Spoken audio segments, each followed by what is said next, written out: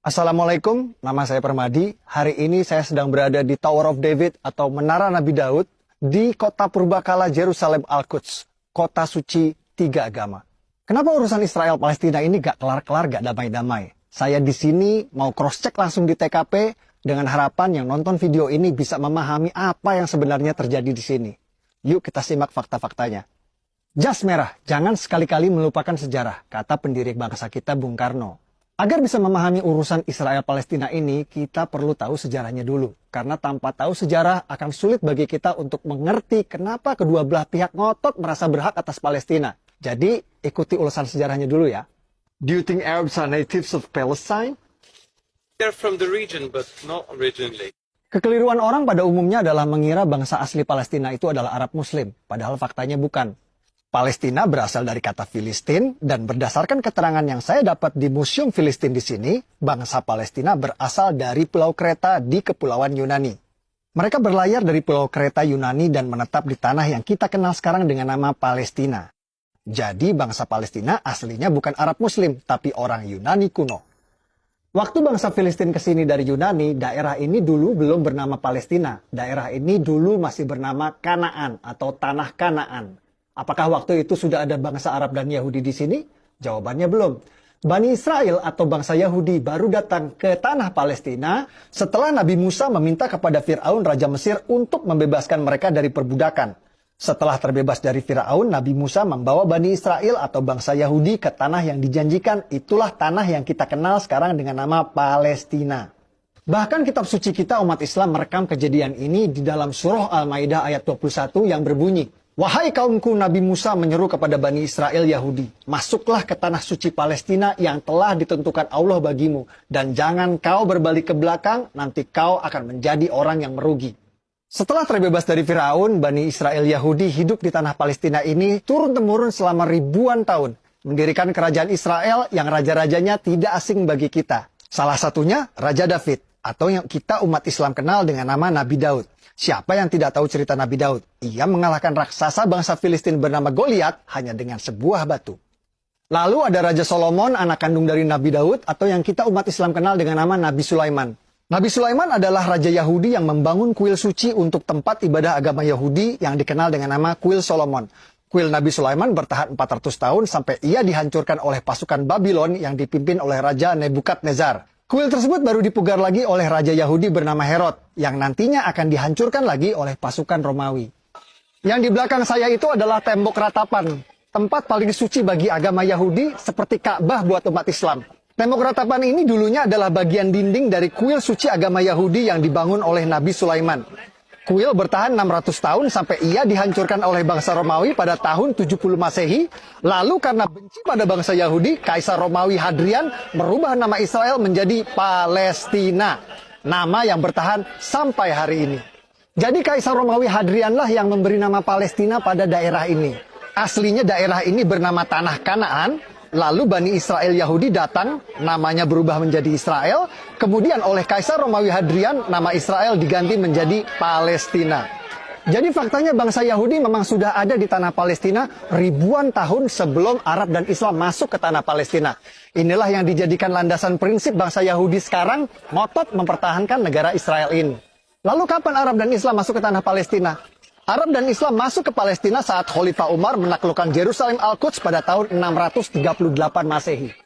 Tempat ini bernama Umar bin Khattab Square atau alun-alun Umar bin Khattab. Dinamakan untuk mengenang sang Khalifah Umar yang menaklukkan Yerusalem Al-Quds pada tahun 638 Masehi. Oh, sudah waktunya sholat. Yuk kita ke Aqsa.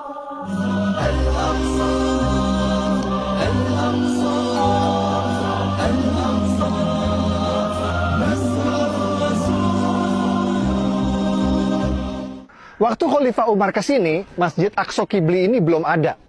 Dome of the Rock atau Haram Al-Sharif, tempat Nabi Muhammad Isra Mi'raj juga waktu itu belum ada. Waktu Khalifah Umar ke sini, yang ada di sini adalah sisa-sisa reruntuhan kuil agama Yahudi yang dibangun oleh Nabi Sulaiman dan dihancurkan oleh Romawi. Di atas reruntuhan kuil Nabi Sulaiman inilah Khalifah Umar membangun masjid sederhana beratapkan kayu yang nantinya dipugar oleh Raja Dinasti Umayyah Sultan Abdul Malik bin Marwan menjadi yang kita kenal sekarang dengan Masjid Aqsa. Dome of the Rock Haram al-Sharif baru dibangun oleh Sultan Abdul Malik bin Marwan, Raja Dinasti Umayyah pada tahun 688 Masehi. Dan Masjid Aqsa Qibli baru dibangun pada tahun 705 Masehi. Kedua bangunan tersebut baru ada 70 tahun setelah Nabi Muhammad wafat. Sampai di sini mungkin ada yang bertanya, lalu bagaimana dengan surat Al-Isra ayat 1 yang menceritakan perjalanan Nabi Muhammad Isra Mi'raj ke Masjidil Aqsa? Simak wawancara saya dengan sejarawan arkeolog ahli situs-situs purbakala di sini. Guys, hari ini kita bersama Dr. John Seligman, sejarawan arkeolog ahli situs-situs purbakala bergelar Dr. S3.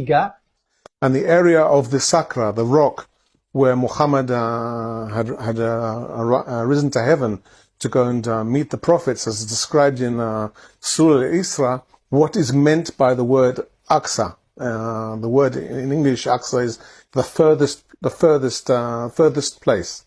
It doesn't say the word Jerusalem at that time, but that immediately is understood. When Umar enters Jerusalem, he would have mostly found an empty space, and for that reason he builds a small mosque on what is today known as the area of the Al-Aqsa Mosque. The first mosque was built by Umar, and that was replaced by a later mosque built by Abdul Malik. Menurut penjelasan para ulama, Masjid Aqsa pada ayat tersebut bermakna masjid terjauh, juga mempunyai makna tempat bersujud. Jadi yang dimaksud Masjid Aqsa pada ayat tersebut bukan ini, juga bukan ini, karena kedua bangunan ini belum ada pada waktu itu. Arab dan Islam berkuasa selama 500 tahun sampai kerajaan Kristen Prancis datang. Atas perintah Paus di Vatikan, pasukan Prancis datang menaklukkan Palestina yang kita kenal sekarang dengan istilah Perang Salib. Raja Kristen Prancis mendirikan kerajaan Yerusalem dan berkuasa di Palestina selama 100 tahun sampai akhirnya dikalahkan. Setelah 100 tahun, akhirnya Prancis menyerah pada pasukan Raja Salahuddin Ayyubi yang berhasil merebut Palestina kembali ke tangan Islam. Setelah era Raja Salahuddin Ayyubi, Palestina sempat beberapa kali pindah tangan. Pada tahun 1200-an, Palestina jatuh lagi ke tangan kerajaan Kristen Eropa yang dipimpin Raja Frederick II dari Jerman. Namun tak lama direbut kembali oleh Kesultanan Islam Mamluk yang pasukan berkudanya terkenal perkasa. Sampai tiba pada era kejayaan Islam, lahirnya superpower pada waktu itu, yakni Kerajaan Ottoman Turki.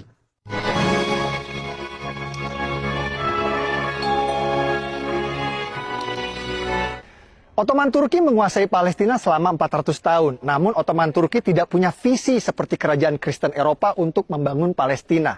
Ambisi Sultan Ottoman justru memperluas kekuasaannya ke Eropa. Ottoman fokus menaklukkan kerajaan-kerajaan Eropa dan Palestina menjadi sebuah provinsi yang terlupakan. Setelah 400 tahun terlupakan, Palestina lagi-lagi akan menjadi ajang perebutan berdarah yang akan berlangsung sampai hari ini. Semua berawal saat Perang Dunia Pertama terjadi.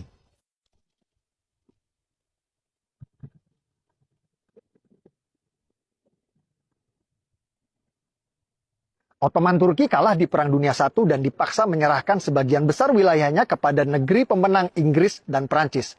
Provinsi Suriah dan Libanon menjadi milik Prancis, Provinsi Palestina dan Jordan jadi milik Inggris. Inggris mengganti nama Palestina menjadi British Mandate Palestine. Lalu Perdana Menteri Inggris langsung mengambil inisiatif mendukung pendirian negara Israel di Palestina lewat deklarasi Balfour yang berbunyi, "Pemerintahan Yang Mulia Ratu Inggris mendukung pendirian rumah nasional untuk bangsa Yahudi." Tidak pakai lama, Inggris langsung memfasilitasi migrasi besar-besaran Yahudi dari Eropa, bahkan memberikan proteksi keamanan bagi mereka di sana, walhasil populasi Yahudi di tanah Palestina pun meningkat pesat.